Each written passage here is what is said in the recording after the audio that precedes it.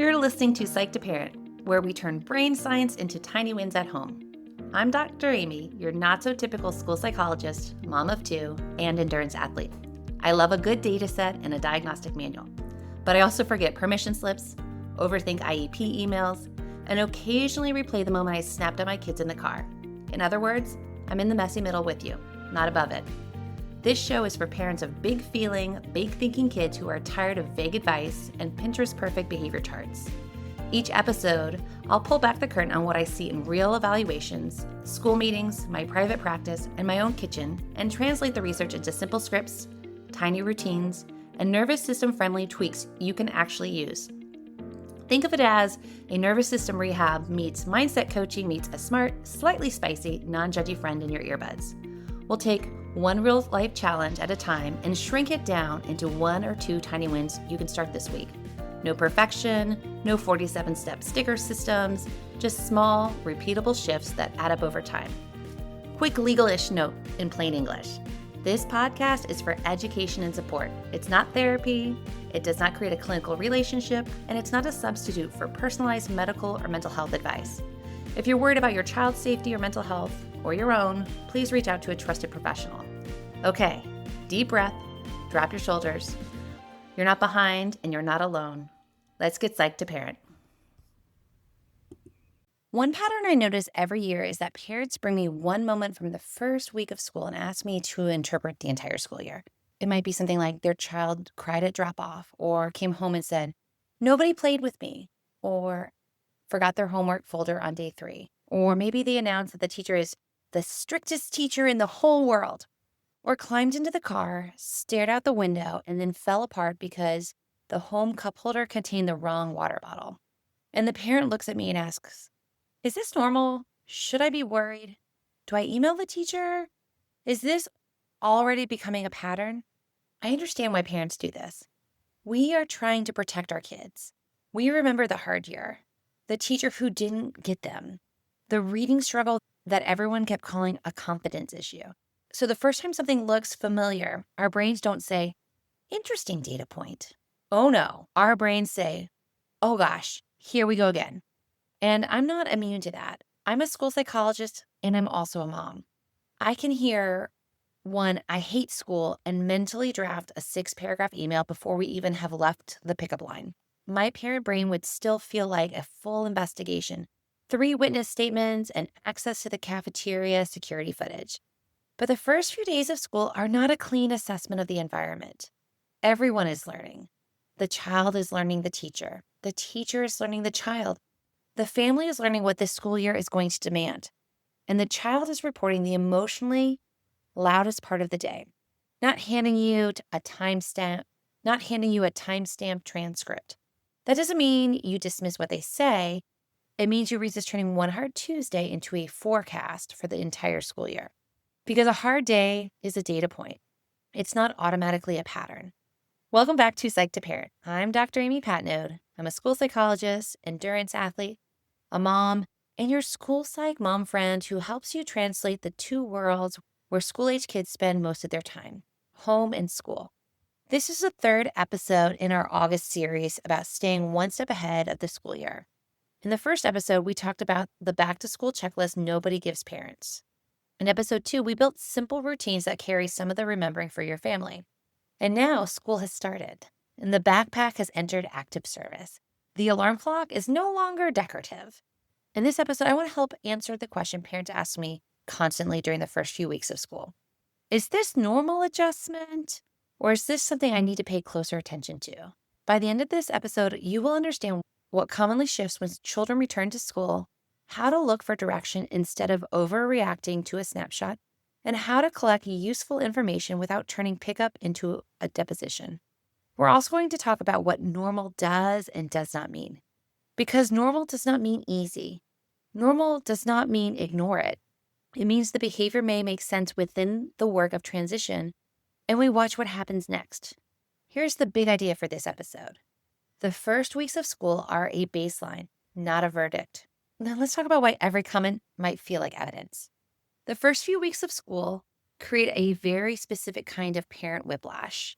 At 3:15, your child says the day was fine. Then the teacher sends a picture where your child appears happy, engaged, and apparently capable of sitting in a chair.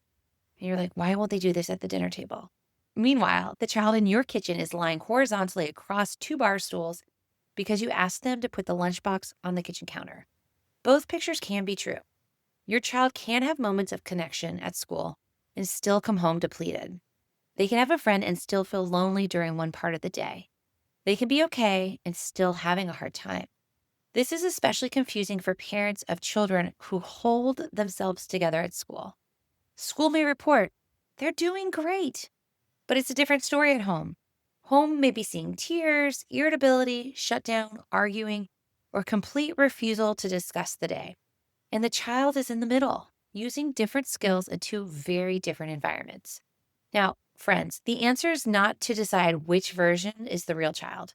The answer is to understand what each environment is asking from them and what the pattern looks like over time.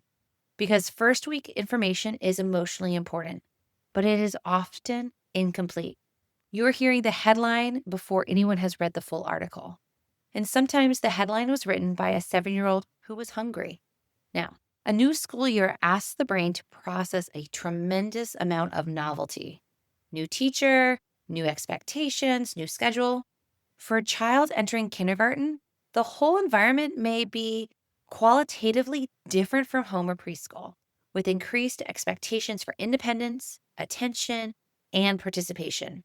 A nationally representative study of 4,900 kindergarten students described school entry as a major transition for children and families, and found that specific transition practices, especially those involving parents, were associated with selected social or academic outcomes. The findings were useful, but not a simple, more transition activities are always better kind of story.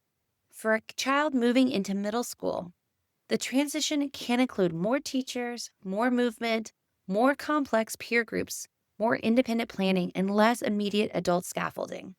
In a systematic review of 96 international studies on the move from primary to secondary school, they found that relationships with teachers and peers were central to how students and parents experienced the transition. The review identified changes in educational and well-being outcomes, but the authors were careful that the research could not confidently prove those changes were caused only by the transition or that they would be last. That is an important reminder for us. Transitions matter. The brain is learning the academic system and the social system at the same time. It's trying to figure out who's safe, where do I belong, what happens if I make a mistake, how much help can I ask for, what does this adult expect from me? Now, in a classic study of 206 kindergarten children, teacher-child closeness was positively associated with school liking, engagement, self-direction, and academic performance, while conflict and dependency were associated with more adjustment difficulties. Because the study was correlational and focused on young children, it does not prove that one relationship feature causes an outcome or automatically generalizes to every K-8 student. But it helps explain why a child may need to learn the teacher before they show their full range of skills. Novelty also uses energy. When more attention is going towards reading the room, remembering new steps, and managing uncertainty, less capacity may be available for flexibility at home. It's context. The American Psychological Association and the American Academy of Pediatrics both advise parents to expect some back-to-school worries. That's normal. We want to make sure we reestablish routines, invite children to talk about their concerns, and seek additional support when anxiety or physical symptoms persist or interfere with functioning. And I want to underline the word some. There's no scientifically ordained day when every child should be adjusted. 2 weeks is not a deadline. It's a useful observation window. Some children settle quickly. Some kids need support from the beginning. The question is not, did my child have a hard feeling? The question is, what direction is this moving? And how much is it interfering with their ability to participate, connect, and recover? Now let's talk about this. Normal is a range, not a checklist. The first teaching point in this episode is that there is no single correct way for a child to look during the first weeks of school. Now, some kids might cry at the door and are building with blocks 10 minutes later. Some children do beautifully all day and then lose their minds because you cut the sandwich diagonally instead of horizontally. Some middle schoolers come home with color coded understanding of the bell schedule. Others are 3 days in and still not entirely sure where science happens. Adjustment can show up in the body, behavior, mood, sleep, appetite, attention, or need for support. Common short-term shifts can include more fatigue, more irritability after school, extra clinginess or reassurance seeking, trouble falling asleep because the brain is replaying the day, temporary forgetfulness while routines are new, more complaints about small problems because everything feels effortful, a younger child who needs more help with things they could do independently in July. Now, these responses can fit within adjustment, but can be adjustment is not the same as must be ignored. You don't have to choose the final explanation on day 3. You support the child, gather information, and watch what happens next. And please don't use normal as a weapon against your own intuition, friend. You know your kid's baseline. You are the expert on your kid. You'll hear me say that every single time you listen to this podcast. And if you're new here, I'll tell you that you're an expert on your child. You have expertise on your kid.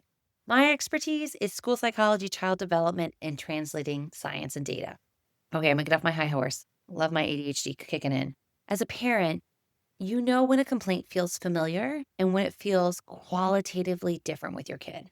Your job is not to prove that you are relaxed enough to wait. Your job is to stay curious without jumping to a conclusion before the pattern has had time to reveal itself.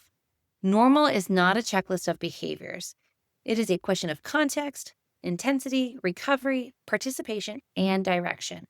Normal does not mean ignore it. It means the behavior may make sense in the transition, and we watch what happens next. Now, the second teaching point is the one I want you to remember the next time a first week moment sends your nervous system directly to worst case scenario. Look for the trajectory. A snapshot tells you what happened once. A trajectory tells you where the pattern is moving. Is the drop-off crying shorter on day 5 than it was on day 1? Is your child beginning to name one safe adult at school? Is the after-school collapse still happening, but recovery is faster after food and some quiet time? Is the middle schooler still confused, but knows where to look for assignments? Is the complaint changing from, I hate everything, to a specific problem that can be solved? Those are signs of movement. The goal is not zero distress. The goal is increasing familiarity, participation, connection, and recovery.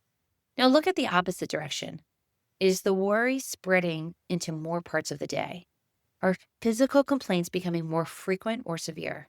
Is your child recovering less, sleeping less, eating less, or withdrawing from things they usually enjoy? Is attendance becoming harder rather than easier? That does not automatically tell you what the cause is, but it tells you not to keep treating each day as an unrelated event. This is where the difference between a data point and a pattern matters. Missing materials across classes for 2 weeks, despite supports, is a pattern worth understanding. Reportedly eating alone, avoiding the cafeteria, and naming the same exclusion is a pattern worth understanding. Escalating distress every night and morning with difficulty entering school is a pattern worth addressing. Daily dysregulation that lasts for hours and is affecting your sleep, homework, relationships, or safety is a pattern that deserves support. Research on the move to secondary education shows why we should avoid both extremes. Now, a review of the transition literature found possible effects on psychological well-being and academic performance, while also identifying multiple child, family, peer, and school factors that may increase or reduce risk. The research is broad and does not mean every student declines during the transition. So we don't say, middle school is hard, this is just normal, and dismiss the child. We don't say, they forgot their locker combination, the year is doomed. We ask this, what is changing over time? A rough first Tuesday is not a forecast. but repeated worsening is information. And there are situations where you don't wait for more data. You act sooner when there's a safety concern, self-harm or suicidal talk, suspected abuse or bullying, severe or persistent physical symptoms, an inability to attend or function, a dramatic change from your kid's baseline, or if distress that is escalating quickly. We take action. We are going to go much deeper into when to wait and when to act in the fifth installment in this series. We're going to go much deeper into this. When do we wait and when do we act in the fifth episode for this series, this back to school series. So hang tight for that, friends. Now, for today, I want you to remember this. For this episode, I want you to remember this. Normal adjustment should generally begin to show some signs of adaptation, even if the pattern is uneven. A snapshot tells you what happened. A trajectory tells you whether your child is finding their footing. The third teaching point is about how we gather information, because parents often respond to uncertainty by asking more questions. How was your day? Who did you sit with at lunch? What'd your teacher say? What happened? And suddenly the child has completed 7 hours of school and entered an oral comprehensive exam in the backseat of the car. We do this because we want data as parents, but pressure can make the data worse. A tired child may give you less accurate, less organized, more emotionally loaded information when they feel cornered. The goal is not to extract the full story at pickup. The goal is to create enough safety and space that the important parts can emerge. Start with regulation, food, water, lower the demands for a little bit. Then use one question, not 12. You might try something like, what was one easy part and one hard part today? Or you might say, was today more tiring, more confusing, or more annoying? Or you could say, do you want me to listen, help, or give you a little space first? For older kids, the useful detail may come later at night when you've taken out your contacts and emotionally closed the office. When your kiddo gives you a global statement, gently move towards specifics without cross-examining. If a kid says something like, nobody to talk to me, you might say something like, gosh, that sounds lonely. Was there one part of the day when you felt left out? Or did it feel like that most of the day? If your kid says, the teacher hates me, you might say something like, something felt bad between you and the teacher. What happened right before you felt that? Your kid could say, I can't do the work. And you might say, was it hard to understand, hard to start, or hard to finish in the time? Notice what those questions do. They validate the feeling without automatically validating the first interpretation. You can also collect parent data without creating a spreadsheet worthy of a federal grant. For 1 or 2 weeks, write down 4 things when a concern happens. What happened? What came before it? How long did it last? What helped your child recover? Don't turn your kid into a tiny press secretary at pickup. Regulation first, information later. Now, here's the framework I want you to keep in your back pocket during those first weeks of school. When a new concern shows up, look at 4 things. Here's the baseline. Is this new for your kid? Is this a familiar pattern at the start of activities, camps, sports, or the previous school year? Or is this a marked change in mood, behavior, sleep, appetite, confidence, or functioning? Baseline keeps generic advice from overriding what you know. Number 2, the pattern. How often, how intense, and how broad? Did it happen once or repeatedly? Is it mild, moderate, or overwhelming? Is it connected to one class, one peer, one time of day, or nearly everything? Third is recovery. Can your kid come back? Can they settle after drop-off? Can they reconnect after a hard moment? Can they eat, sleep, play, laugh, or participate in other parts of life? To support help. Number 4 is direction. Is it improving, stuck, or worsening? This is the trajectory. You're not demanding a straight line. The question is whether there are small signs that the child is learning the system and finding support. Faster recovery, a named friend or safe adult, more willingness to enter, less confusion about a routine. Those tiny shifts count. So the 4-part check is baseline, pattern, recovery, direction. You don't need to diagnose the first week. You need to notice clearly. Let me translate a phrase parents often hear during the first weeks of school. They're still adjusting. That phrase can feel comforting. It can also feel vague enough to be printed on like a decorative pillow.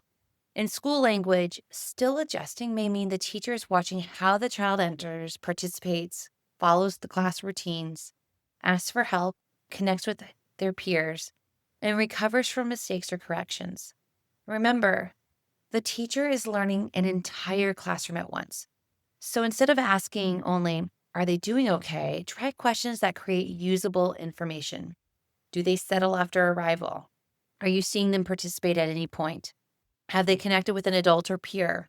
Is the concern happening at a specific time or across the day? Does it seem to improve as the routine becomes familiar? The research on early school adjustment and primary secondary transitions consistently points to relationships and connections across settings as meaningful parts of the transition, even though the evidence does not support one simple formula for success. The school has data. You have data. Your kid has data. The picture becomes clearer when nobody has to prove that their version is the only real one. Let's put this into real families and real first weeks of school. Let's talk about a couple of examples here. First one I want to share is the tearful drop off. Let's say your younger kid cries at the door and says they can't go in. The adult helps them enter, and 10 minutes later, they are participating. At pickup, they are tired but can name one good part of the day. That child is having a real feeling and also showing recovery. You can support the drop off, keep it brief and predictable, and watch whether settling becomes easier over time. Let's talk about the nobody played with me report. Your child gets in the car and says, nobody played with them. Don't immediately say, that cannot be true because you saw a class photo. And don't immediately text 6 parents and assemble a recess task force. Say, that sounds lonely. Tell me about the part when you felt alone. Then watch. Was this one awkward recess? Does the child reconnect the next day? Or are they repeatedly excluded, distressed, and beginning to avoid school? Another example might be the after-school collapse, where school says your kid is engaged and cooperative, and at home they might be irritable, tearful, loud, or completely shut down. First, look at capacity. Have they eaten? Are you asking for a full report before their brain has landed? Use the after-school reset guide and watch recovery. That's linked in the show notes. If the child consistently returns to themselves after a reset, that is useful data. If the distress remains intense for hours, is worsening, or is affecting safety and family functioning, that is different data. Let's talk about the middle school systems crash, where your child misses an assignment during the first week. Before deciding they are irresponsible, ask what system failed. Did they know where the assignment was posted? Did every teacher use the same platform? Did they write it down but forget to check? Did they understand the assignment but run out of time? Support the system and track whether the problem continues once the routine is clearer. Let's talk about the child who says school is boring. Boring can mean the work is too easy. It can also mean the work is too hard. The pace is slow, the child feels lost, they don't know anyone, they're worried about making a mistake, or they have no idea how to explain the feeling. Ask for the moment. When did it feel most boring? What were you supposed to be doing? Were you waiting, confused, or finished? For the child who seems fine until they aren't, some kids initially run on novelty, adrenaline, or a strong desire to do everything right. The harder part may show up after several days when there's a sleep debt, academic demands increase, there's activities, and social effort begin to stack. Adjustment is not a one morning event, it is a process. Now let's have a big feeling kid reframe here. When a child struggles during the first weeks, adults often focus on the visible behavior, the tears, the arguing, the silence, the dramatic declaration that school has ruined their life and they will be transferring immediately into adulthood. And you're like, yeah, you really want to pay the bills and have a mortgage? Bless you, child. I'll switch with you. I mean, my gosh, if I could share my summer camp schedule my kids had, I'd be like, I'll switch with you. I don't want to work. I digress. Underneath, the behavior may be saying something that's important for us to recognize or to know. Their behavior might be saying, I don't know where I fit yet. I'm working very hard to remember everything. I am scared to make a mistake in front of people I don't know. I can manage school, but I have nothing left when I get home. I need you to believe me without making it bigger than I can handle. Children need us to take them seriously without borrowing their fear and returning it to them twice the size. You can say, I believe that today was hard. And also, we don't have to decide what the whole year will be based on today. That's the middle lane.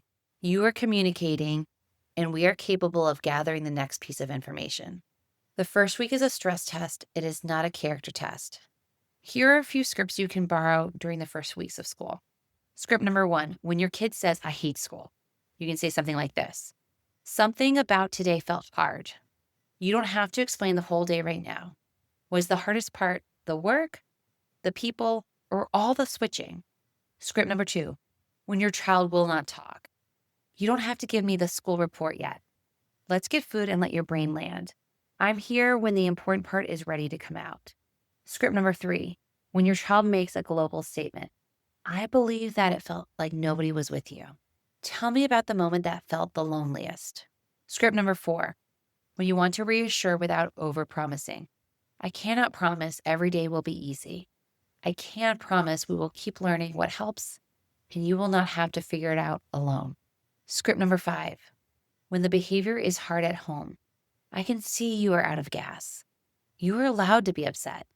You are not allowed to hurt me or speak to me that way.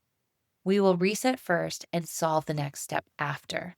Script number 6, when you are checking the trajectory. Yesterday felt like an 8 out of 10 hard. Was today the same, a little easier, or harder in a different way? Script number 7, when you contact the teacher. You can say something like this. We are noticing a lot of distress after school around lunch and friendships. I know everyone is still settling in. Are you seeing them connect or participate during those parts of the day? And does anything seem to be changing? And here's the parent script for you to remind yourself. I don't need to solve the entire year tonight. I need to notice the next useful piece of information. All right, friends, let's talk tiny wins. Remember, pick one is enough. We're collecting data. We're not opening a command center in the dining room. Nobody's got time for that. Tiny win number 1, choose one thing to watch. Could be drop off, after school recovery, sleep, friendship reports, assignment tracking. One pattern is easier to see than the entire child at once. Tiny win number 2, use the 4-line note. What happened? What came before it? How long did it last? What helped recovery? 2 minutes, no spreadsheet required. Tiny win number 3, ask one better question. Replace how was your day with what was one easy part and one hard part. Then stop talking long enough for the answer to arrive. Tiny win number 4, protect the landing. Give your child a predictable buffer after school before questions, homework, or activities whenever your schedule allows it. Even 10 minutes can give you cleaner information than a car line cross-examination. Tiny win number 5, look for one sign of movement. A shorter goodbye, a named classmate, a faster recovery, a more specific complaint, one remembered step. Tiny adaptation is still adaptation. Before you go, a few tiny wins for the podcast. First, please share this episode with the parent who has already turned one first week comment into a full investigative podcast series in their own head. Second, make sure you follow the show so you don't miss the rest of our August series on staying one step ahead during this back-to-school season. Third, grab the after-school reset guide that's linked in the show notes. The first weeks of school are often where parents discover that the hardest part of the day is not getting the kid into school. It's helping their nervous system land when they come home. The guide walks you through the order. Drop the load, fuel and hydrate, create a quiet landing, connect briefly, then transition to what comes next. It also gives you scripts and a build your own reset plan so you are not inventing calm while your child is out of gas and somebody has opened the homework portal. Finally, come find me on Instagram. It's where I like to hang out. I share tips, tricks, scripts, tiny wins, and tools. Plus, you get a peek behind the curtain into the messy middle of my life as a mom. We're building a community so we all feel a little less alone as parents, raising our big feeling, big-hearted, big brain kiddos. So when the first weeks of school feel messy, I want you to resist two impulses. Do not dismiss every struggle as just adjustment. And don't treat every struggle as proof that the year is going badly. Stay in the middle long enough to notice clearly. A hard day is real. It is not automatically a pattern. A child can be doing well in parts of school and still need support in other parts. A child can have big feelings and still be adapting. A child can look calm and still need you to ask better questions. The first weeks are a baseline, not a verdict.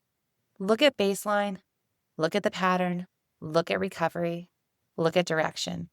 And remember that you don't have to decide the entire meaning of the school year before anyone has learned where the extra pencils are kept. In the next episode, we're going deeper into why kids struggle when school starts. We're going to talk about what is happening underneath the fatigue, meltdowns, worry, resistance, perfectionism, and shutdown. Because knowing that something can be part of adjustment is helpful.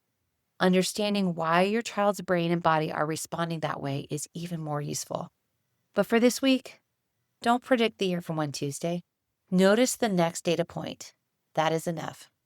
And the next time you sit at that tiny round table in the tiny chair, remember, schools have expertise, and you are the expert on your child. Your insight is not extra, it's essential. You're not behind. You're building a partnership, and you're building skills, yours and theirs, one small, doable step at a time. Until next time, my friends. Thank you for hanging out with me on Psych to Parent. I'm Dr. Amy, your not so typical school psychologist, and I'm genuinely glad you're here doing this work instead of quietly white knuckling it and blaming yourself. Your tiny win from today's episode is simple. Do not overhaul your entire parenting style. Pick one idea, one sentence, or one tiny shift and try it in a low stakes moment this week. Then notice what changes, even if it is just by 1%. If you want more support, head over to psychtoparent.com. You'll find show notes, simple scripts, and parent-friendly guides that go with these episodes. While you're there, make sure you join the Tiny Wins mailing list so you get weekly brain-based tips, real-life examples from my work with families, and first dibs on new workshops and resources. It's the easiest way for us to stay connected beyond the podcast. If this podcast was helpful, it really does matter when you tap follow or subscribe. Leave a quick review or text it to a friend who is parenting a big feeling, big-hearted kid too. This podcast is for education and encouragement. It is not therapy, and it's not a substitute for individualized care. If you're worried about your child or yourself, please reach out to a trusted professional in your area. You are not behind. You are not broken. You are building something new, one tiny win at a time. I'll see you in the next episode, probably with a cold coffee in hand, cheering you on.